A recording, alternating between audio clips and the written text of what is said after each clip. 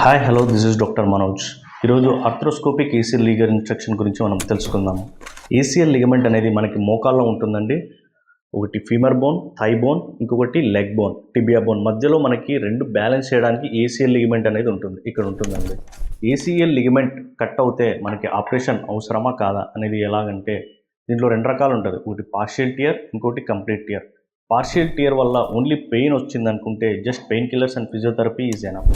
అదే partial tear ఉండి మోకాల్లో balance కోల్పోతే అంటే స్థిరత్వం కోల్పోతే దానికి surgery arthroscopic ACL ligament reconstruction అనేది అవసరమవుతుంది.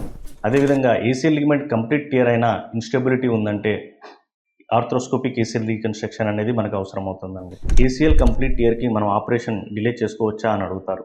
సో డిలే చేసుకోవచ్చండి, కానీ డిలే చేసుకుంటే మనకి 3 ప్రాబ్లమ్స్ అనేది వస్తుంది. మెయిన్లీ ఏంటంటే ఇక్కడ మధ్యలో మనకి కుషన్స్ అనేవి ఉంటాయి. ఈ ఏసీఎల్ లిగమెంట్ డ్యామేజ్ వల్ల మనకి నీలో ఇన్స్టెబిలిటీ పెరిగిపోయి ఈ కుషన్స్ అంటే మెనిస్కస్ టియర్ వచ్చే ఛాన్స్ ఎక్కువగా ఉంటుంది. దానివల్ల ఏమవుతుందంటే ఎర్లీ ఆర్థరైటిస్ వచ్చే ఛాన్స్ అంటే మోకాళ్ళ అరుగుదల కొంచెం త్వరగా రావడానికి వీలుంటుందన్నమాట.